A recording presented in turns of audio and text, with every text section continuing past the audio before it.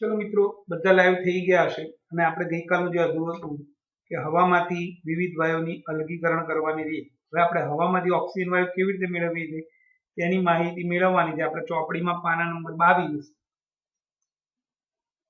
એમાં આ ફકરો આ 2 પોઈન્ટ આકૃતિ 2.11 પછીનો નીચેનો. ચલો સ્ટાર્ટ કરીએ છીએ.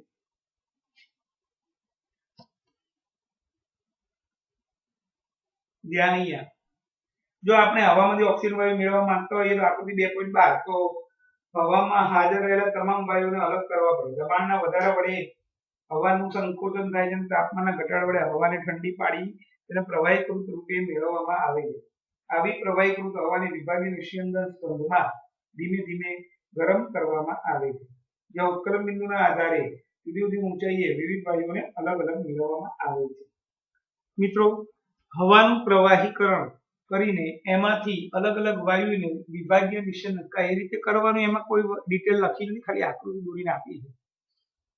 વિભાગીય નિસ્યંદન પદ્ધતિ દ્વારા હવામાંથી જુદા જુદા વાયુઓને અલગ કરી શકીએ છીએ.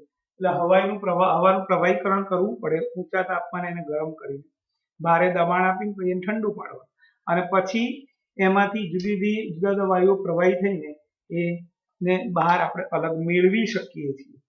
મિત્રો, આકૃતિ છે પેલા ગાઈડમાં ચોપડીનો, એ ગાઈડમાંથી એ જવાબ વાંચીએ, શાંતિથી સમજાવું છું હું ધ્યાનથી. ગાઈડનો આપણો 39મો પ્રશ્ન છે. હવામાંથી ઓક્સિજન વાયુ મેળવવાની પદ્ધતિ સમજાવો. હવામાંથી ઓક્સિજન વાયુ મેળવવા માટે હવામાંના દરેક વાયુ ઘટકનું અલગીકરણ કરવું જરૂરી છે. આ માટે વિભાગીય નિસ્યંદન પદ્ધતિનો ઉપયોગ થાય છે. સૌપ્રથમ હવાનું તાપમાન ઘટાડી દબાણ વધારી સંકોચન કરવામાં આવે છે. હવા વાયુ છે, વાયુનું તાપમાન ઘટાડો એટલે ઠંડુ પડે અને સાથે એનું દબાણ વધારો, એને કારણે એ વાયુ પ્રવાહીમાં રૂપાંતરિત થાય. આથી હવાનું પ્રવાહીકૃત સ્વરૂપ મળે છે. આ પ્રવાહીકૃત હવાને વિભાગીય નિસ્યંદન સ્તંભમાં ધીમે ધીમે ગરમ કરવામાં આવે. આ પ્રવાહીકૃત હવાને વિભાગીય નિસ્યંદન સ્તંભમાં ધીમે ધીમે ગરમ કરવામાં આવે છે.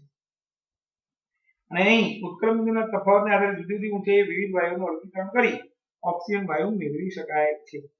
મિત્રો, હવામાંથી હેલો હા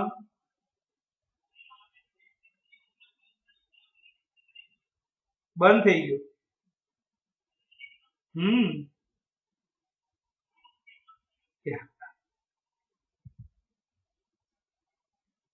હવામાંથી ઓક્સિજન વાયુ મેળવવા માટેની પદ્ધતિ. હવામાંથી ઓક્સિજન વાયુ મેળવવા માટે વિભાગીય નિસ્યંદન પદ્ધતિ વપરાય છે. પહેલો પોઈન્ટ. બીજો પોઈન્ટ, હવામાંથી ઓક્સિજન વાયુ મેળવવા માટે પહેલા હવાનું પ્રવાહીકરણ કરવું જરૂરી છે. હવાનું પ્રવાહીકરણ કરવા માટે તેને ખૂબ જ નીચા તાપમાને અને વધુ દબાણ આપીને હવાનું પ્રવાહીકરણ કરવામાં આવે છે. પછી આ પ્રવાહીકૃત હવાને વિભાગીય નિસ્યંદન સ્તંભમાં દાખલ કરવામાં આવે છે, જ્યાં જુદી જુદી ઊંચાઈએ જુદા જુદા વાયુઓ આપણને પ્રાપ્ત થાય છે. તેના ઉત્કલન બિંદુના તફાવતને આધારે જુદી જુદી ઊંચાઈએ વિવિધ વાયુઓનું અલગીકરણ કરી ઓક્સિજન વાયુ મેળવી શકાય છે. હવે આકૃતિમાં ધ્યાન, ગાઈડમાં 39મો જે પ્રશ્ન હતો એની વાત છે.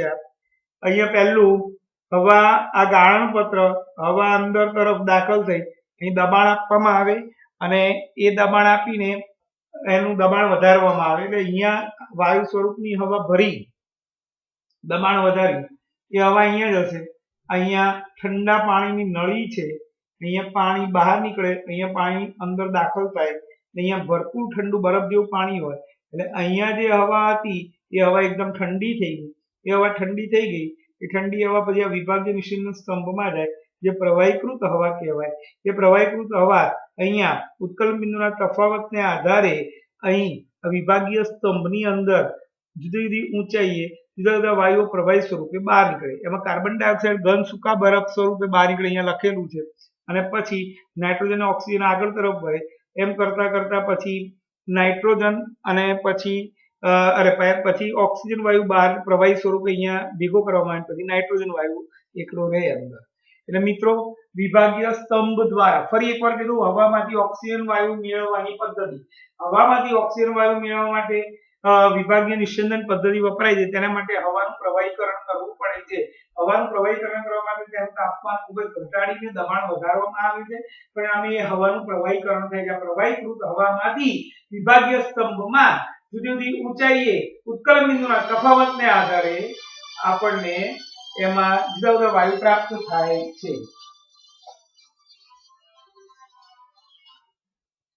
જુદા જુદા વાયુઓ પ્રાપ્ત થાય છે મિત્રો.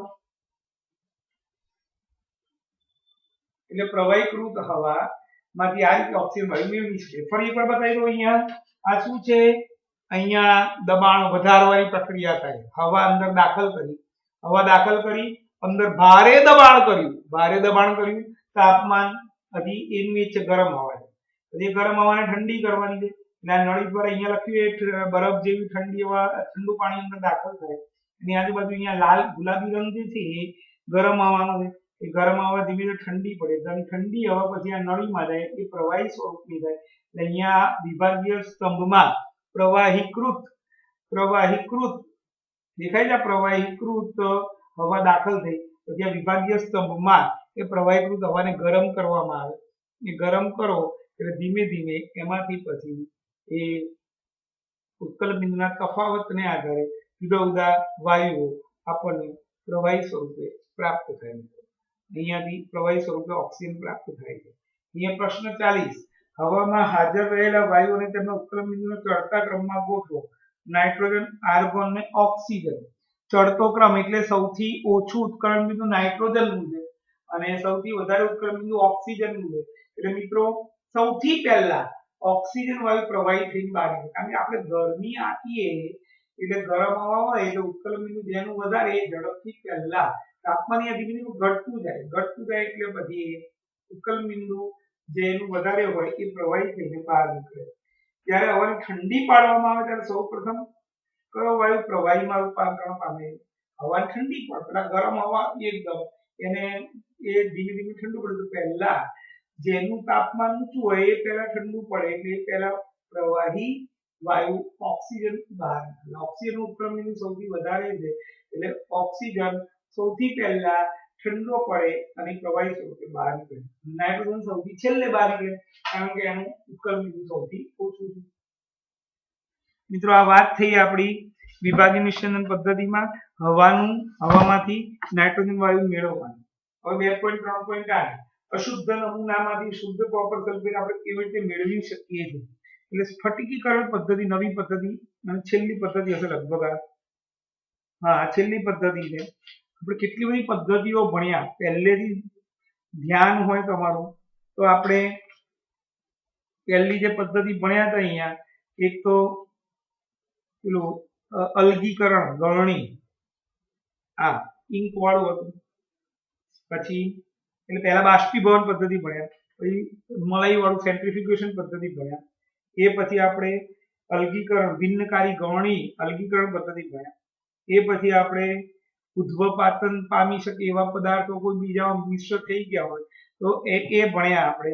એટલે આપણે પેલું શું કહેવાય એમોનિયમ ક્લોરાઇડ મીઠાનું યાદ હોય તો એ બંનેનું બંને ભેગા થઈ ગયા તો બેમાંથી નવસાર અને મીઠું અલગ કેવી રીતે કરી શકીએ ઉદ્ભવપાતન બાષ્પશીલ ઘટકો અલગ કરવાની પદ્ધતિ.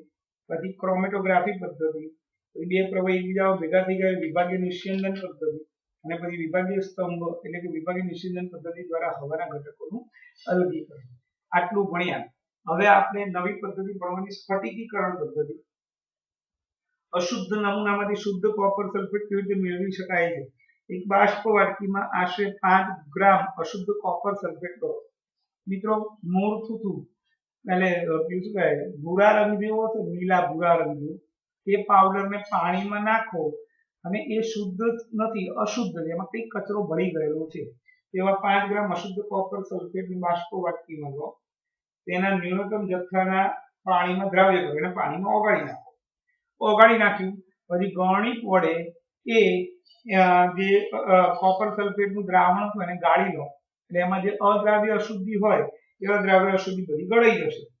પછી સંતૃપ્ત દ્રાવણ મેળવવા માટે કોપર સલ્ફેટના દ્રાવણમાંથી પાણીનું બાષ્પીભવન એટલે આપણે 5 ગ્રામ જ લીધેલું છે કોપર સલ્ફેટ, પાણી વધારે પડી ગયું હોય એટલે આપણે એને ગરમ કરવાનું એ દ્રાવણને, એટલે એમાં વધારાનું પાણી ઉડી જશે અને પછી દ્રાવણને ગાળણ પત્ર વડે ઢાંકો, એને ઢાંકી દેવાનું દ્રાવણને, એટલે સંતૃપ્ત દ્રાવણ થઈ ગયું. પછી તેને કોઈ પણ પ્રકારની ખલેલ પહોંચાડ્યા સિવાય ઓરડાના તાપમાને ઠંડુ કરવા માટે 1 દિવસ સુધી મૂકી રાખો. પછી તેને કોઈ પણ પ્રકારની ખલેલ નહીં પહોંચાડવાની, એને મૂકી રાખવાનું 1 દિવસ ગાળણ પત્ર ઢાંકી. તો તમને 1 દિવસ પછી એ ગાળણ પત્ર ખોલીને જોશો તેમાં તમને કોપર સલ્ફેટના સ્ફટિકો જોવા મળશે. આ પદ્ધતિને એટલે ગાળણ પત્રની અંદર નીચે બાષ્પવાટકીમાં સ્ફટિકો બધા તરતા હોય, જેમ કોફી બનાવીએ આપણે કોલ્ડ કોફી, અને ફીણ કેવું ઉપર રહી જાય, ઉપર હોય, દૂધની લિક્વિડ બધું નીચે હોય, ઉપર સ્ફટિકીકરણ, સ્ફટિક એક જાતના છે. અંદર જે શુદ્ધ કોપર સલ્ફેટ હોય સ્ફટિક સ્વરૂપે બધો ઉપર આવી જશે અને એના ઉપરના ભાગે જમા રહે. સાબુ પણ આ જ રીતે બને, એટલે એને પછી બહાર કાઢી લેવામાં આવે, જે દ્રાવણ રહ્યું ફેંકી દેવામાં આવે, એ અશુદ્ધ દ્રાવણ. આ પદ્ધતિને ક્રિસ્ટલાઇઝેશન એટલે સ્ફટિકીકરણ કહેવામાં આવે છે. બાષ્પવાટકીમાં તમે શું અવલોકન કર્યું? શું સ્ફટિક એક સરખા દેખાય છે? બાષ્પવાટકીમાં રહેલ પ્રવાહીમાંથી તમે સ્ફટિક કેવી રીતે અલગ કરશો? સ્ફટિકીકરણ પદ્ધતિ ઘન પદાર્થના શુદ્ધિકરણ માટે વપરાય છે.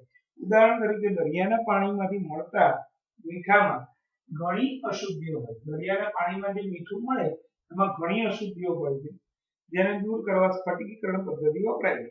દ્રાવણમાંથી શુદ્ધ ઘન પદાર્થને સ્ફટિક સ્વરૂપે અલગ કરી શકાય છે. મીઠું સ્ફટિક સ્વરૂપે ઉપર આવી જાય અને જે દ્રાવણમાંથી એ કચરાવાળું દ્રાવણ કહેવાય, એને ફેંકી દેવાનું છે.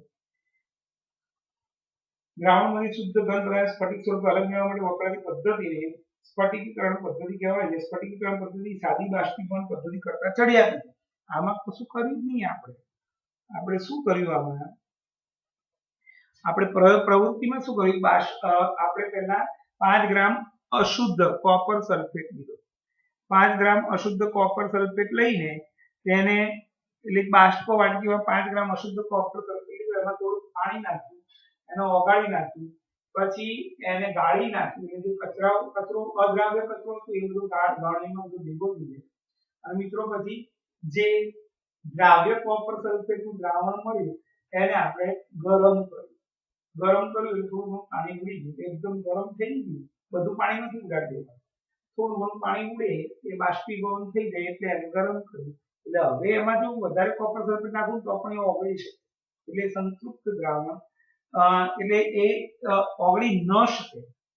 આપણે જે નાખ્યું એમાં કેટલો અદ્રાવ્ય પદાર્થ હતો, બહારથી બીજો કોપર સલ્ફેટ નાખો તો ઓગળશે નહીં, એટલે સંતૃપ્ત દ્રાવણ થઈ ગયું, પણ એમાં કચરો હતો જેને આપણે ગળણી દ્વારા ગાળીને ફેંકવાનું. એટલે આપણે ગળણી દ્વારા ગાળીને ફેંક્યો. હવે જે દ્રાવણ છે એને ગરમ કર્યું એટલે એની સંતૃપ્તતા થોડી વધી અને સંતૃપ્ત દ્રાવણ થઈ ગયું. એ સંતૃપ્ત દ્રાવણ થઈ ગયા પછી એને એ બાષ્પવાટકીને ગાળણ પત્રની પર ઢાંકીને એને 1 દિવસ સુધી ખલેલ પહોંચાડ્યા વગર મૂકી રાખો. હવે બીજા દિવસ તમે આવશો બાષ્પવાટકીમાં જે ગાળણ પત્ર હટાવી દેશો, પછી ઉપરનું સ્તર તમે જોશો તો ઉપરના સ્તરમાં બધા સ્ફટિકો ઉપર જમા થયેલા જોવા મળશે. એને આપણે ચમચી વડે બહાર કાઢીને બીજા પાત્રમાં લઈ શકીએ અને જે બાષ્પવાટકી એમાં જે દ્રાવણ શુદ્ધિવાળું દ્રાવણ ફેંકી દેવાનું. આ રીતે આ પદ્ધતિ સ્ફટિકીકરણ પદ્ધતિ, એટલે દ્રાવ્ય પદાર્થમાંથી શુદ્ધ પદાર્થ મેળવવાની પદ્ધતિ ને સ્ફટિકીકરણ પદ્ધતિ કહેવાય છે. દ્રાવણમાંથી શુદ્ધ ઘન પદાર્થને સ્ફટિક સ્વરૂપે અલગ કરવાની પદ્ધતિને સ્ફટિકીકરણ પદ્ધતિ કહેવાય છે. આપણે લીધું કોપર સલ્ફેટનું દ્રાવણ, એમાંથી શુદ્ધ કોપર સલ્ફેટને સ્ફટિક સ્વરૂપે મેળવ્યું. આ પદ્ધતિને સ્ફટિકીકરણ પદ્ધતિ કહેવાય છે. સ્ફટિકીકરણ પદ્ધતિ સાદી બાષ્પીભવન પદ્ધતિ કરતા ચડિયાતી છે. કેમ? આમાં કશું કર્યું નહીં, ઓગાળ્યું, ગરમ કર્યું, મૂકી રાખ્યું, ઠંડુ પાણી સ્ફટિક બહાર. પણ બાષ્પીભવનમાં કેવું હતું કે આપણે પદાર્થને ઉત્કલન બિંદુ સુધી ગરમ કર્યું, આથી એ મિશ્રણ જે બે દ્રાવણનું મિશ્રણ થઈ ગયું એને ગરમ કર્યું એના ઉત્કલન બિંદુ સુધી, એટલે એમાંથી જેનું ઉત્કલન બિંદુ ઓછું હશે એ વરાળ થઈને બહાર નીકળે પછી ઠંડી પડી જાય અને પ્રવાહી જાય. બાષ્પીભવનમાં કેવું થાય ઘણી વખત વધારે પડતું ગરમ થઈ જાય તો એ પદાર્થ બળી પણ જાય છે અને બીજું એને કાળા પણ પડી જાય. કેટલાક ઘન પદાર્થો વિઘટન પામે છે. ખાંડ જેવા કેટલાક પદાર્થોની શુષ્કતા સુધી ગરમ કરતા તે બળીને કાળા પડી જાય. ગાળણ પછી પણ કેટલીક અશુદ્ધિઓ દ્રાવણમાં દ્રાવ્ય હોય. ગળી જાય પછી પણ કેટલીક અશુદ્ધિ દ્રાવણમાં ઓગળી જાય જે બાષ્પીભવનની ઘન પદાર્થને અશુદ્ધ કરે છે. બાષ્પીભવન થાય તો પાછું એ અશુદ્ધિનું બાષ્પીભવન ન થાય. એટલે અશુદ્ધિ તો એ આપણા મુખ્ય પદાર્થમાં પડેલી જ રહે. એટલે ગાળણ દ્વારા જે અશુદ્ધિ દૂર નથી થઈ બાષ્પીભવન દ્વારા પણ એ અશુદ્ધિ દૂર થઈ શકતી નથી. સ્ફટિકીકરણમાં કેવું થાય ગાળણ દ્વારા જે દૂર થયું તે અને જે દ્રાવ્ય અશુદ્ધિ હતી એ સ્ફટિક નથી થઈ. સ્ફટિક કોણ થયું? શુદ્ધ દ્રાવ્ય પદાર્થ કોપર સલ્ફેટ. અને કોપર સલ્ફેટ સિવાયની જે અશુદ્ધિ હતી એ અશુદ્ધિ અંદર જમાય અને એને કારણે એ અશુદ્ધિ વાળું પાણી બની ગયું. એટલે આપણે સ્ફટિક ચમચી વડે બહાર કાઢી નાખીએ જે પાણી હતું એ અશુદ્ધિ વાળું ફેંકી દે. બાષ્પીભવનમાં કેવું થાય કે બધું પાણી ઉડી જાય અને અંદર બાષ્પ વાળકીમાં કોપર સલ્ફેટ ઘન સ્વરૂપે મળે પણ એની અંદર અશુદ્ધિ ઘન સ્વરૂપે મળે એ ઉડે નહીં બાષ્પ બનીને. એટલે આપણે પાછું કોપર સલ્ફેટ અને અશુદ્ધિ બે તો અંદર પાવડર સ્વરૂપે રહે એટલે આપણે અશુદ્ધિ દૂર સંપૂર્ણ થઈ જેવું કહી શકીએ નહીં. ત્યારે સ્ફટિકીકરણમાં કેવું થયું કે જે દ્રાવ્ય અશુદ્ધિ હતી એ તો દ્રાવ્ય જ રહે અને જે શુદ્ધ ઘન પદાર્થ હતો એ સ્ફટિક સ્વરૂપે ઉપર તરતો આવે અને દ્રાવ્ય અશુદ્ધિ એ પાણીની અંદર ઓગળેલી રહે. એટલે આપણે જે સ્ફટિક છે ચમચી વડે બહાર કાઢી મૂકી દઈએ જે દ્રાવણ હતું એ અશુદ્ધિ વાળું એને ફેંકી દઈએ. પહેલા અદ્રાવ્ય અશુદ્ધિ ગાળણમાં દૂર કરી પછી ગરમ કર્યું પછી મૂકી રાખ્યું એટલે કોપર સલ્ફેટ જે મેળવવાનું એ શુદ્ધ કોપર સલ્ફેટના સ્ફટિક ઉપર આવી ગયા. એ ચમચી વડે કોપર સલ્ફેટને બહાર કાઢ્યું અને જે પાણી મળ્યું એ પાણી કચરા વાળું દ્રાવ્ય અશુદ્ધિ વાળું અને એ દ્રાવ્ય અશુદ્ધિ વાળું જે પાણી હતું આ રીતે સ્ફટિકીકરણ બાષ્પીભવન કરતા ચડિયાતી છે. એના અનુપ્રયોગો એટલે ઉપયોગો.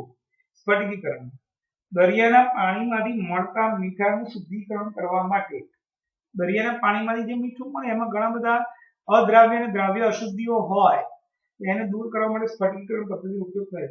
ફટકડી એટલે કે એલમના અશુદ્ધ નમૂનામાંથી શુદ્ધ સ્ફટિકનું અલગીકરણ કરવા માટે તેનો ઉપયોગ થાય. આમ મિશ્રણમાં રહેલા ઘટકના સ્વભાવના આધારે ઉપર દર્શાવેલી પદ્ધતિઓ પૈકી કોઈ એક પદ્ધતિ દ્વારા શુદ્ધ પદાર્થ મેળવી શકાય છે. ટેકનોલોજીના વિકાસની સાથે અનેક નવી અલગીકરણ પદ્ધતિઓની શોધ થવા લાગી. આપણે કેટલી પદ્ધતિઓ ભણ્યા? બાષ્પીભવન, સેન્ટ્રીફ્યુગેશન,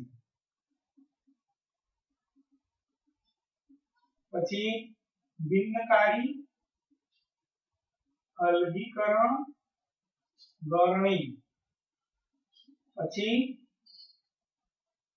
ચોથી આપણે ઉધ્વપાતન,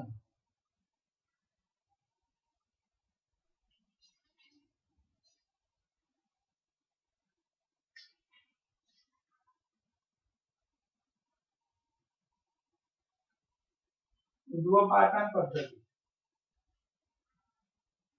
પછી ભણ્યા ક્રોમેટોગ્રાફી, પછી ભણ્યા આપણે વિભાગીય નિસ્યંદન,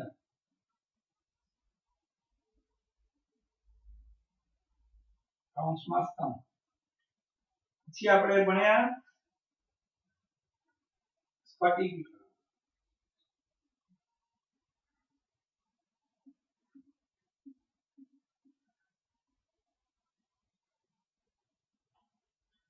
બાષ્પીભવન પદ્ધતિ એ દ્રાવણમાંથી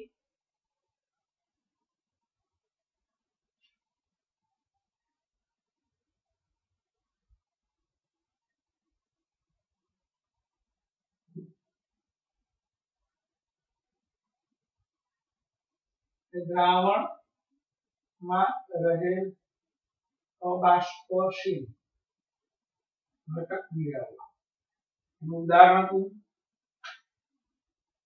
શાહીમાંથી રંગીન કણો મેળવવા. પછી સેન્ટ્રીફ્યુગેશનમાં હતી ભારે કણો નીચે બેસી જાય કેન્દ્રમાં અને હલકા કણો બધા ઉપર આવી જાય. કલીલ મિશ્રણમાં ભારે કણો કેન્દ્રમાં નીચે બેસી જાય અને હલકા કણો ઉપર આવે. દૂધમાંથી મલાઈ.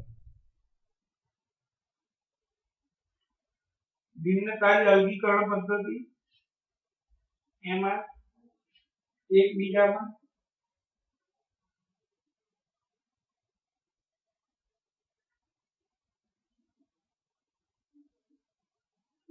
મિશ્ર ન થઈ શકે, એકબીજામાં મિશ્ર ન થાય એવા બે પ્રવાહીને અલગ કરવાની. દાખલા તરીકે તેલ અને પાણી અથવા કેરોસીન અને પાણીના મિશ્રણને અલગ તેલ કે કેરોસીન અથવા પાણીના મિશ્રણનું અલગીકરણ. ઉદ્ધ્વપાતન પદ્ધતિ એમાં બે પદાર્થ, એક ઉદ્ધ્વપાતન પામી શકે તેવો પદાર્થ અને બીજો ઉદ્ધ્વપાતન પામી ન શકે તેવા પદાર્થ ભેગા થઈ ગયા હોય. ઉદ્ધ્વપાતન ઉદ્ધ્વપાતન એટલે ઘન પદાર્થ ગરમ કરીને વાયુમાં ફેરવવા. હું તમને ઓવરઓલ માહિતી આપું. આજે પાઠ પતી જ ગયો છે.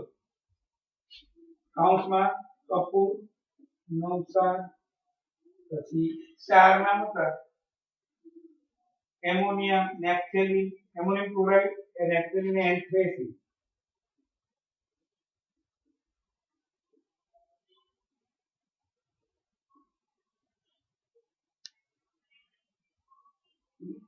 ની સાથે અન્ય પદાર્થ મિશ્ર થયો હોય તેને અલગ કરવાની પદ્ધતિ. ક્રોમેટોગ્રાફી.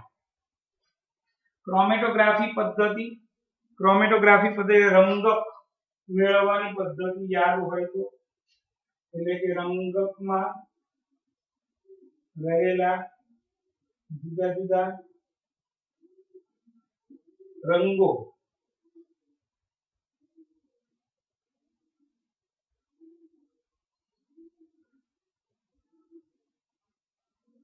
અલગ કરવું.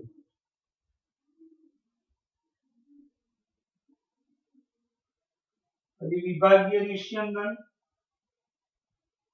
બે પ્રવાહીઓ જે એકબીજામાં મિશ્ર થઈ જાય અને તેમના ઉત્કલન બિંદુ અલગ અલગ હોય. બે પ્રવાહી જે એકબીજામાં મિશ્ર થઈ ગયા હોય તેમને ઉત્કલન બિંદુના તફાવતના આધારે અલગ કરો અને હવાનું પ્રવાહીકરણ કરી જુદા જુદા વાયુઓ મેળવવા.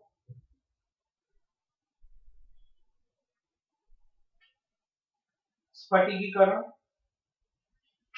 દ્રાવણમાં રહેલ શુદ્ધ દ્રાવ્ય પદાર્થને ઘન સ્વરૂપે સ્ફટિક સ્વરૂપે મેળવવાનું. દ્રાવણમાં રહેલ શુદ્ધ ઘન પદાર્થને સ્ફટિક સ્વરૂપે મેળવવાનું.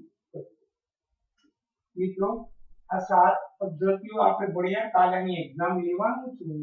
પ્રશ્ન અને બધું જ તમને આપી દઈશ. કાલે પરીક્ષા છે, મોઢે કરીને પેપર લખવાનું. આ સાથે સાથ પદ્ધતિ, એના ઉપયોગો એટલે કે અનુપ્રયોગ બધું હું પૂછવાનું છું. પેપર આપી દઈશ કાલે, મોઢે કરીને લખવાનું રહેશે. ચલો મિત્રો, હવે આપણે આગળ પાણીની વાત ચાલતી હતી. શહેરમાં પાણીના ટાંકીમાંથી પીવાલાયક પાણી પૂરું પાડો. શહેરમાં કોર્પોરેશનનું પાણી આપણા દરેકના સોસાયટીમાં ને ઘરે આવે છે, તો એ લોકો આપણને પીવાલાયક પાણી કઈ રીતે પહોંચાડે છે, પૂરું પાડે છે, એની માહિતી આપણે અત્યારે હવે લઈએ છીએ. શહેરમાં પાણીની ટાંકીમાંથી પીવાલાયક પાણી પૂરું પાડવામાં આવે. પીવાલાયક પાણી પૂરું પાડવામાં આવે. પાણીની ટાંકીની એક ક્રમદર્શી આરેખ આકૃતિ 2.13 માં દર્શાવેલ છે. આ આકૃતિ પરથી પાણીની ટાંકીમાંથી તમારા ઘર સુધી પીવાલાયક પાણી કેવી રીતે પૂરું પડાય છે તે લખો.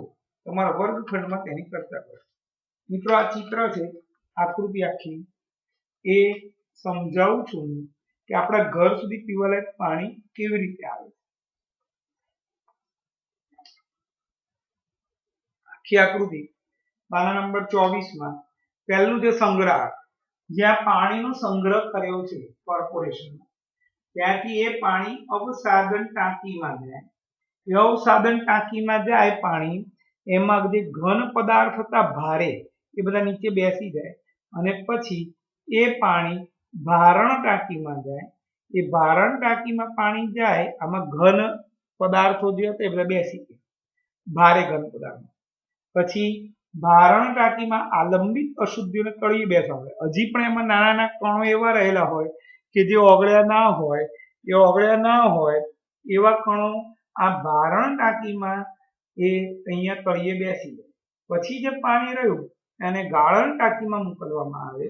એ પાણી જાય એટલે પાણી રેતીના સૂક્ષ્મ કણો, કાંકરા અને મોટા કાંકરામાંથી પસાર થાય અને એમાં જે અશુદ્ધિઓ એ બધી આ કાંકરાઓમાં ચોંટી જાય અને પછી શુદ્ધ પાણી, એ આ બધી અશુદ્ધિઓ જેટલી દૂર થઈને એ પછી પાણી આ નવી ટાંકીમાં આવે, જ્યાં આગળ ક્લોરીન વાયુ અંદર પસાર ભરેલો હોય.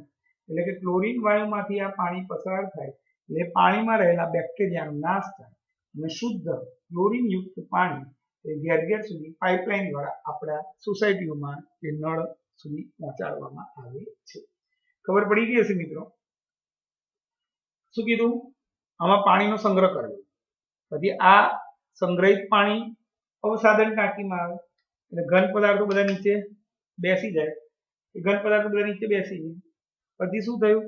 આ ભારણ ટાંકીમાં આવે એટલે આલંબિત જેટલા કણો છે નાના નાના, એ બધા પણ ધીમે ધીમે નીચે બેસી જાય તળિયે. આમાં ભારે ઘન કણો બેસી જાય, આમાં આલંબિત કણો બેસી જાય. પછી એ પાણી ગાળણ ટાંકીમાં જાય. ગાળણ ટાંકીમાં રેતી, કાંકરા, મોટા કાંકરાનો સ્તર હોય, એમાંથી પસાર થાય, બધી અશુદ્ધિઓ અહીંયા ચોંટી જાય.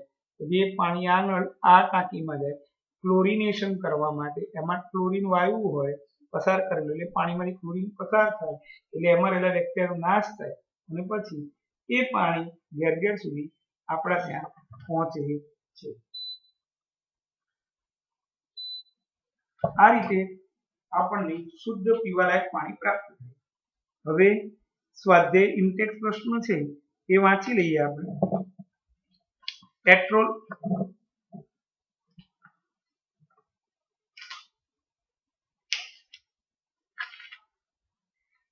અને કેરોસીન એકબીજામાં મિશ્ર થઈ શકે, તેમની બંને વચ્ચેનો ઉત્ક્રમણ 2500 સેલ્સિયસ છે. એને કઈ પદ્ધતિ અલગ કરીશું? આ બે પ્રવાહી જે એકબીજામાં મિશ્ર થઈ ગયા હોય તેનો ઉત્ક્રમણના તફાવતને આધારે અલગ કરવા માટે વિભાગીય નિશ્ચયન પદ્ધતિ વપરાય છે. તો મિત્રો, નીચેના અલગીકરણ માટે યોગ્ય પદ્ધતિનું નામ આપો. દહીંમાંથી માખણ બનાવવું, સેન્ટ્રીફ્યુગેશન, દરિયાના પાણીમાંથી મીઠું, સ્ફટિકીકરણ, મીઠામાંથી કપૂર, મીઠું કપૂર, એક ઉદ્ધવપાતન પામે એવો પદાર્થ, એક ઉદ્ધવપાતન ન પામે એવો પદાર્થ, એ બંનેને ભેગા થઈ ગયા, બંનેને અલગ કરવા માટે ઉદ્ધવપાતન પદ્ધતિ વપરાય છે. કેવા પ્રકારના મિશ્રણોને સ્ફટિકીકરણ દ્વારા અલગ કરી શકાય? કેવા પ્રકારના મિશ્રણો? મીઠું અને દ્રાવણમાંથી શુદ્ધ ઘન પદાર્થને એટલે શેના માટે સ્ફટિકીકરણ પદ્ધતિ વપરાય? દ્રાવણમાં રહેલા શુદ્ધ ઘન પદાર્થને સ્ફટિક સ્વરૂપે મેળવી શકાય અને દરિયાના પાણીમાંથી મીઠું મેળવી શકાય. ચલો મિત્રો, ભૌતિક ફેરફાર અને રાસાયણિક ફેરફાર કોને કહેવાય એનો તફાવત ગાઈડમાંથી પહેલા વાંચી દઈએ. એમાં બહુ સરસ રીતે આપી ભાઈ ચોપડીમાંથી વાંચીએ. ભૌતિક ફેરફાર અને રાસાયણિક ફેરફાર અને પછી આપણે 49મો પ્રશ્ન, 50મો પ્રશ્ન, 51મો પ્રશ્ન ત્રણ લઈએ છીએ જોડે. મિત્રો, ભૌતિક ફેરફાર જે ફેરફાર દરમિયાન માત્ર પદાર્થની ભૌતિક અવસ્થા જ બદલાતી હોય તેને ભૌતિક ફેરફાર કહેવાય. ભૌતિક ફેરફાર કોઈ કહેવાય? મિત્રો, બરફ છે, બરફ એને તમે બહાર હવામાં ખુલ્લો રાખો તો શું થશે? ધીમે ધીમે ગરમી મેળવીને પાણી બની જશે. એ પાણી બની જાય. પાણીને ગરમ કરો શું બની જશે? વરાળ બનશે. પછી વરાળને ઠંડી પાડો શું બનશે? પાણી બનશે. પાણીને ફ્રીજમાં પાછું ફ્રીઝરમાં મૂકી દો તો શું બનશે? બરફ બનશે. એટલે આ બધા ફેરફારોમાં માત્ર જે પદાર્થ હતો બરફ એનું સ્વરૂપ બદલાય. બરફ એ ઘન સ્વરૂપ હતું, એને ગરમી મેળવી પ્રવાહી સ્વરૂપ બન્યું પાણી, એને ગરમી મેળવી પાણીએ વરાળ બની તો વાયુ સ્વરૂપ થયું. પછી એ વરાળ ઠંડી પડી તો એ વાયુ સ્વરૂપમાંથી પાછું પ્રવાહી સ્વરૂપ થયું. એ પાણીને પાછું ફ્રીઝરમાં મૂક્યું એ બરફ બન્યું, ઘન સ્વરૂપ બન્યું. એટલે કે મિત્રો, અહીં માત્ર પદાર્થનું સ્વરૂપ બદલાય. એટલે જે પ્રક્રિયા દરમિયાન અથવા જે ફેરફાર દરમિયાન માત્ર પદાર્થનું સ્વરૂપ જ બદલાય તેને ભૌતિક ફેરફાર કહેવાય છે. અને રાસાયણિક ફેરફાર જે ફેરફાર દરમિયાન પદાર્થનું રાસાયણિક બંધારણ બદલાતું હોય તેને રાસાયણિક ફેરફાર કહેવાય. પહેલા ભૌતિક ફેરફાર વિશે બોલી જઈએ બધું. ભૌતિક ફેરફાર કોને કહેવાય? જે ફેરફાર દરમિયાન પદાર્થના માત્ર ભૌતિક અવસ્થાઓ જ બદલાતી હોય તે ફેરફારને ભૌતિક ફેરફાર કહેવાય છે. અને જે ફેરફાર અવસ્થા બદલાય, ઘનનું પ્રવાહી, પ્રવાહીનું વાયુ, વાયુનું પ્રવાહી, પ્રવાહીનું ઘન, પછી આ ફેરફારોમાં પદાર્થના ભૌતિક ગુણધર્મોમાં ફેરફાર થાય. આ ફેરફાર કાયમી નથી. એટલે કે જે ઘનનું પ્રવાહી બની પ્રવાહી જ રહે એવું નથી. આ ફેરફારમાં મૂળભૂત પદાર્થ સાદી ભૌતિક ક્રિયાથી અથવા પ્રક્રિયા ઉલટાવીને પાછો મેળવી શકાય. મૂળભૂત પદાર્થ સાદી ભૌતિક ક્રિયાથી અથવા પ્રક્રિયાને ઉલટાવી, દાખલા તરીકે બરફનું પાણીમાં રૂપાંતર કર્યું કેવી રીતે? કે બરફની ગરમી મળી, હવે એની રિવર્સ પ્રક્રિયા કરો તો પાણીને ઠંડુ પાડો એટલે કે ફ્રીઝરમાં મૂકો તો બરફ થઈ જશે. એટલે કે પદાર્થની આ ફેરફારમાં મૂળભૂત પદાર્થ સાદી ભૌતિક ક્રિયાથી અથવા પ્રક્રિયા ઉલટાવીને પાછો મેળવી શકાય. પાણી છે અહીંયા લખ્યું છે H2O S એટલે ઘન પદાર્થ, એને આ રીતે H2S એને ગરમી મેળવી H2O લિક્વિડ થયું, એને ગરમી મેળવી H2O ગેસ થયું. એટલે આ વરાળ, આ પાણી, આ બરફ. હવે રિવર્સ પ્રક્રિયા, આ ઠંડુ પડે તો પાણી બને અને ઠંડુ પાણી એ બરફ બની જાય. તો આ રીતે ભૌતિક ફેરફારની વાત આપણે કરી શકીએ. રાસાયણિક ફેરફાર જે ફેરફાર દરમિયાન પદાર્થનું રાસાયણિક બંધારણ બદલાઈ જાય તેને રાસાયણિક ફેરફાર કહેવાય. પેલામાં માત્ર ભૌતિક ગુણધર્મ જ બદલાય, કે ઘન, પ્રવાહી, પ્રવાહી, વાયુ, એના સ્વાદમાં કોઈ ફરક ના પડે, એના રંગમાં કોઈ ફરક ના પડે. જ્યારે રાસાયણિક ફેરફારમાં પદાર્થના ભૌતિક ગુણધર્મો બદલાય છે અને રાસાયણિક ગુણધર્મો પણ બદલાય છે. મિત્રો, આ ફેરફાર કાયમી છે, એટલે આમાં રિવર્સ પ્રક્રિયાથી કામ મેળવી શકતા નથી આપણે. આ ફેરફારમાં મૂળભૂત પદાર્થ સાદી ભૌતિક ક્રિયાથી ઉલટાવીને પાછો મેળવી શકાતો નથી. ઉદાહરણ તરીકે ચૂનાનો પથ્થર લઉં અને ગરમ કરું તો ફરી ચૂનો અને કાર્બન ડાયોક્સાઇડ વાયુ મળે. આ ભૌતિક ફેરફારનું ઉદાહરણ હતું. આ રાસાયણિક ફેરફારનું ઉદાહરણ હતું.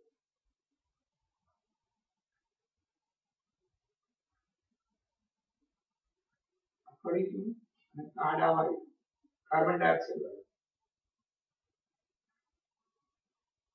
અહીંયા શું થયું મિત્રો? અહીંયા પદાર્થનું સ્વરૂપ બદલાયું. રિવર્સ કરી વિરુદ્ધ પ્રક્રિયા, ઉલટી પ્રક્રિયા દ્વારા પદાર્થ પાછો મેળવી શકે. માત્ર ભૌતિક જ ગુણધર્મમાં ફેરફાર થયો. આ ફેરફાર પાછો કાયમી નથી. અહીંયા શું થયું? અહીંયા ચૂનાનો પથ્થર તરીકે નવો પદાર્થ બન્યો.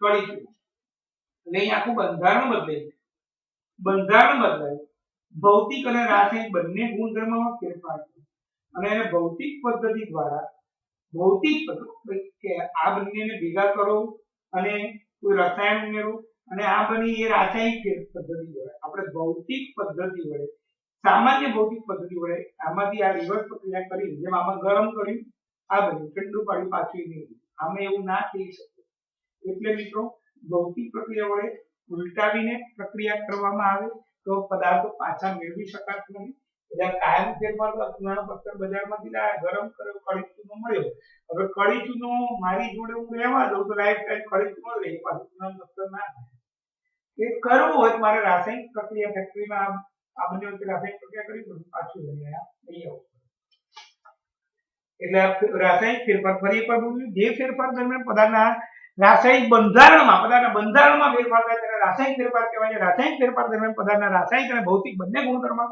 ફેરફાર થાય છે અહીં પદાર્થની ભૌતિક પ્રક્રિયા દ્વારા ઉલટાવેલી પ્રક્રિયા થઈને પદાર્થ પાછો મેળવી શકાતો નથી કાયમી ફેરફાર છે અને ઉદાહરણ CaCO2 ને ગરમ કરી તો CO અને CO2 બંને અલગ અલગ પદાર્થો છે મિત્રો પ્રશ્ન 50 ગાઈડમાંથી નીચેનામાંથી ભૌતિક ફેરફાર અને રાસાયણિક ફેરફાર કયા છે તેનું તમારે વર્ગીકરણ કરવાનું છે ઇન્ટેક્સ પ્રશ્ન છે અગત્યના ઝાડનું કાપવું ભૌતિક ફેરફાર તવીમાં માખણનું પીગળવું એ પણ ભૌતિક ફેરફાર ગરમ કર્યું પીગળી ગયું ના હોય ઠંડુ પર પાછું જેવો એવું તિજોરીને કાટ લાગવો એ રાસાયણિક ફેરફાર કારણ કે તિજોરીને કાટ લાગી લોખંડને કાટ લાગે તો લોખંડે હવામાનના ભેજ સાથે રાસાયણિક પ્રક્રિયા કરીને આયન ઓક્સાઇડ Fe2O3 XH2O બનાવ્યો 10 H2O 2H2O જેટલો ભેજ એ પ્રમાણે તો એક કાટમાંથી પાછો તે લોખંડ ના મળે તો આપણે બધા કાટ ભેગા કરીને નવું લોખંડ બનાવીએ એ શક્ય નથી એટલે રાસાયણિક ફેરફાર પાણીને ઉકાળીને વરાળ બનાવી પાણી ઉકળીને વરાળ બને એ વરાળ ઠંડી પડે પાછું પાણી બની જાય એટલે ભૌતિક ફેરફાર જેમાં રિવર્સ પ્રક્રિયાથી જે પ્રક્રિયા કરી એની ઊંધી પ્રક્રિયા કરી પદાર્થ પાછો મેળવાય ભૌતિક ફેરફાર જે પ્રક્રિયા કરીને નવો પદાર્થ બને એને રિવર્સ પ્રક્રિયા કરીને નવો પદાર્થ પાછો મૂળ પદાર્થ પાછો ના મેળવાય એ રાસાયણિક ફેરફાર પાણીમાં વિદ્યુત પ્રવાહ પસાર કરીને પાણીનું હાઇડ્રોજન અને ઓક્સિજન વાયુમાં વિઘટન થયું એ પણ રાસાયણિક ફેરફાર ઓક્સિજન અને હાઇડ્રોજન ભેગા કરો પાણી બની ના બને એના માટે ચોક્કસ પરિસ્થિતિ હોય તો જ બને પાણીમાં મીઠું ઓગળવું એ ભૌતિક ફેરફાર કારણ કે પાણીમાં મીઠું ઓગળે પછી એને ગરમ કરો પાણી ઉડીએ પાછું મીઠું જેવું તેવું મળી જાય કાચા ફળો વડે ફ્રૂટ સલાડ બનાવવું એ પણ ભૌતિક ફેરફાર દૂધની અંદર ફ્રૂટ નાખી દીધા ખાંડ નાખી હલાવી દીધું ઓગળી નાખ્યું દૂધને ગાળી નાખો ફ્રૂટ પાછા મળી જાય કાગળ અને લાકડાનું સળગવું એ રાસાયણિક ફેરફાર કારણ કાગળ સળગે કાગળ લાકડામાં કાર્બન હોય એ સળગે એટલે O2 સાથે પ્રક્રિયા થઈ CO2 બની જાય છે હવે CO2 માંથી પાછું આપણને કાર્બન થી લાકડું કાગળ પાછા મળે નહીં મિત્રો એટલે આ બધા આ રાસાયણિક ફેરફાર છે તમારી આસપાસની વસ્તુને શુદ્ધ પદાર્થના મિશ્રણમાં અલગ કરો પાણી કે શુદ્ધ પદાર્થ સ્ટીલ મિશ્રણ ખાંડ શુદ્ધ પદાર્થ સોનું શુદ્ધ પદાર્થ લોખંડ શુદ્ધ આલ્કોહોલ પણ શુદ્ધ દૂધ હવા ચા અને પિત્તળ મિશ્રણ છે મિત્રો હવે નવો ટોપિક ફટાફટ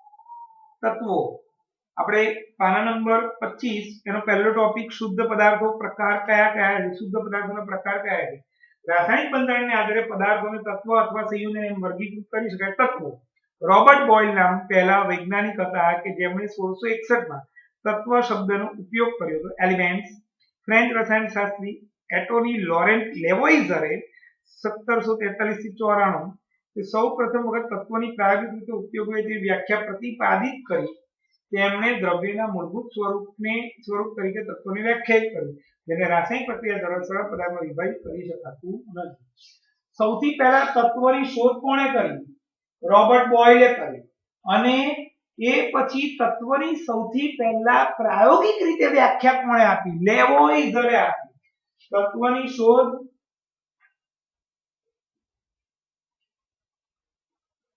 એટલે કે તત્વ શબ્દનો ઉપયોગ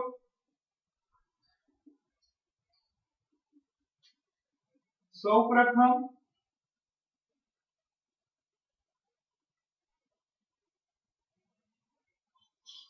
1661 માં લેવોઇઝરે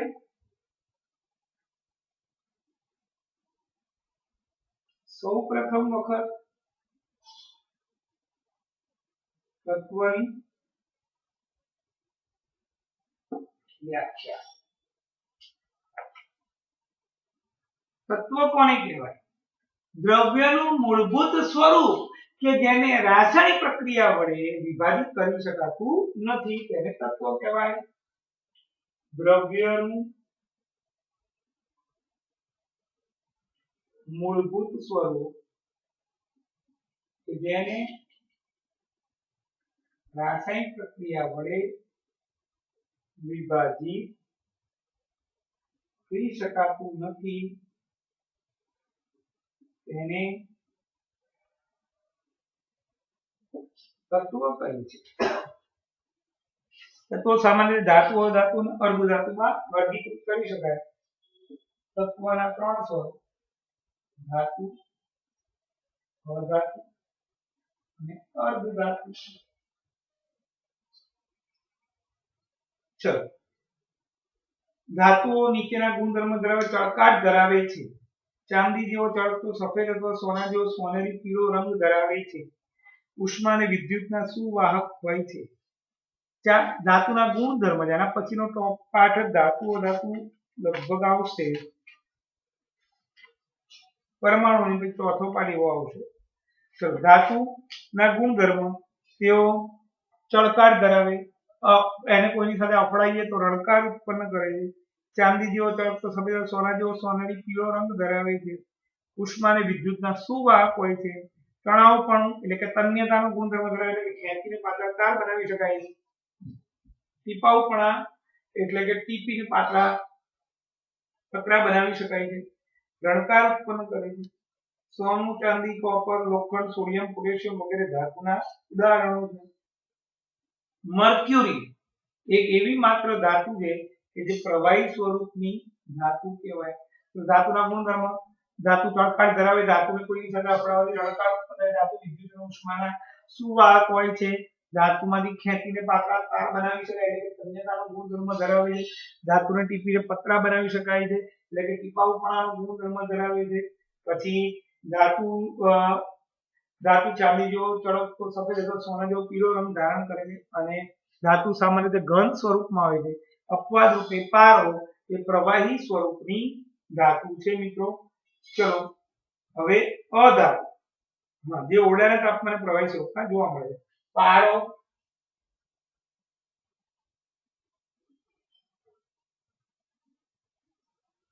નહીં આવતું બ્રોમિન.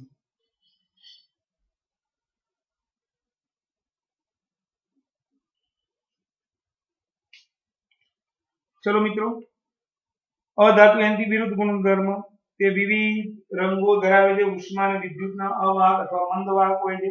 ચળકાટ, તણાવપણું કે ટીપાઉપણું જેવા ગુણધર્મ ધરાવતો નથી. હાઇડ્રોજન, ઓક્સિજન, આયોડિન ઘન પ્રવાહી વાયુ ત્રણેય સ્વરૂપો હોય છે. એમાં હાઇડ્રોજન, ઓક્સિજન, આયોડિન, કાર્બન એટલે કે કોક કે કોલસો, બ્રોમિન, ક્લોરીન વગેરે અધાતુના ઉદાહરણ છે. તે પછી એટલે શું કહેવાય, આમાં લખ્યું નથી બ્રોમિન એ પ્રવાહી સ્વરૂપની. હા, ઓરડાના તાપમાને બે તત્વો પ્રવાહી સ્વરૂપ આ બાજુ છે. ઓકે, બ્રોમિન એ પ્રવાહી સ્વરૂપની અધાતુ છે. અર્ધધાતુ બોરોન, સિલિકોન, જર્મેનિયમ. બોરોન,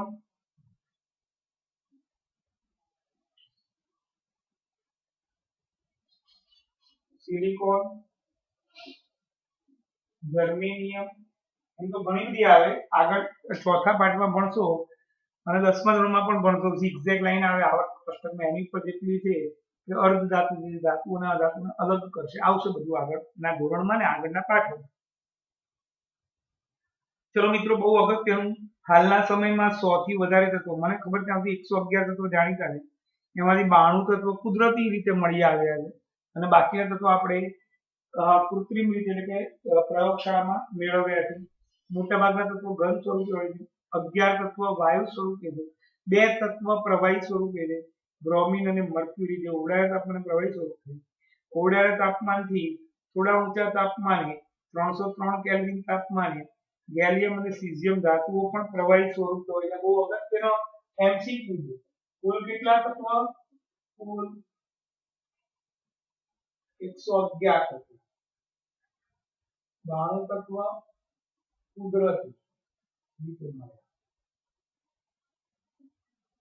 પછી 11 વાયુ તત્વ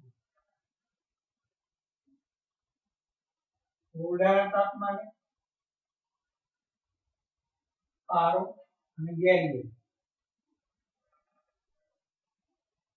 પ્રવાહી સ્વરૂપ અને પારો અને બ્રોમિન અને ઓરડા કરતા થોડા ઊંચા તાપમાને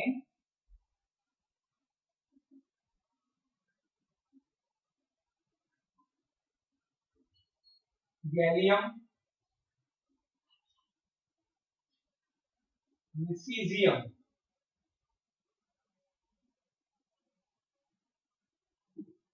પ્રવાહી સ્વરૂપે જોવા મળે.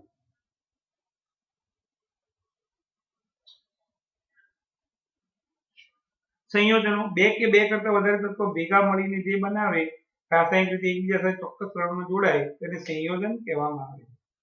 જૂથ એક તમારા વર્ગખંડના વિદ્યાર્થીઓને બે જૂથમાં વિભાજિત કરો. બંને જૂથને 5 ગ્રામ લોખંડનો ભૂકો 3 ગ્રામ સલ્ફર પાવડર ચાઈના ડીશમાં આપો. જૂથ એક લોખંડનો ભૂકો અને સલ્ફર પાવડરને મિશ્ર કરો, તેનો બારીક ભૂકો કરો. જૂથ બે લોખંડનો ભૂકો અને સલ્ફર પાવડરને મિશ્ર કરો, તેનો બારીક ભૂકો કરો અને મિશ્રણને લાલ થોડું ગરમ કરો. હવે જ્યોતને દૂર કરી મિશ્રણને ઠંડુ પડવા દો.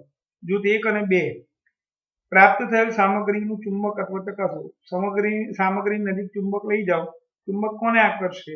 બંને જૂથ દ્વારા પ્રાપ્ત થયેલ મિશ્રણની બનાવટના રંગની તુલના કરો. પ્રાપ્ત થયેલ મિશ્રણના એક ભાગમાં કાર્બન ડાયોક્સાઇડ ઉમેરી હલાવો અને ગાળી લો. પ્રાપ્ત થયેલ મિશ્રણના બીજા ભાગમાં મંદ સલ્ફ્યુરિક એસિડ અથવા મંદ હાઇડ્રોક્લોરિક એસિડ ઉમેરો. આ રીતે આપણને લોખંડ અને સલ્ફર અલગ અલગ રીતે જોઈ શકે છે. મિત્રો હજી પણ કાલે લેક્ચર લેવો જરૂરી છે એટલે આજે આટલું રાખીએ. હું કહી દઉં કેટલા જવાબો લખવાના છે તમારે.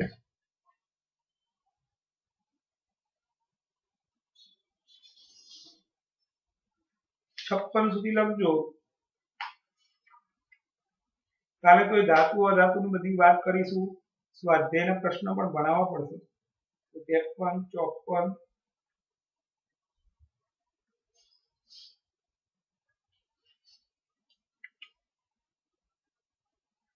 મિત્રો 53 સુધી લખજો આજે. બસ ક્યાંથી લખવાનું તો આપણે પ્રવૃત્તિ સાથે પ્રશ્ન આજે ચાલુ કર્યો 39 થી 53 સુધી હોમવર્ક. પ્રશ્ન 39 થી 53 સુધી લખવા. કાલે પણ 11 થી 12 નો ટાઈમ અને આ બોર્ડ પણ એકવાર લખવું.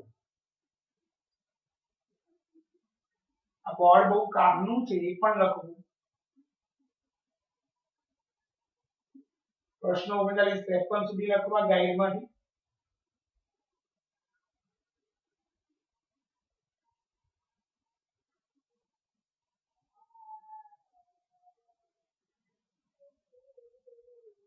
અને કાલે આટલું હોમવર્ક એકવાર બોર્ડ અને પ્રશ્નો 39 થી 53 સુધી કાલે આ પાઠ પતી જશે. કારણ કે ધાતુ અધાતુ અર્ધધાતુ મિશ્રણ સંયોજન એ બધા વિશે હજી એકવાર મારે વ્યવસ્થિત બોર્ડ પર લખીને સમજાવવું છે કાલે. અને સ્વાધ્યાયના પ્રશ્ન મિત્રો અત્યારે હવે એસએસ નો લેક્ચર છે એટલે બધા એસએસ માટે બેસી જજો.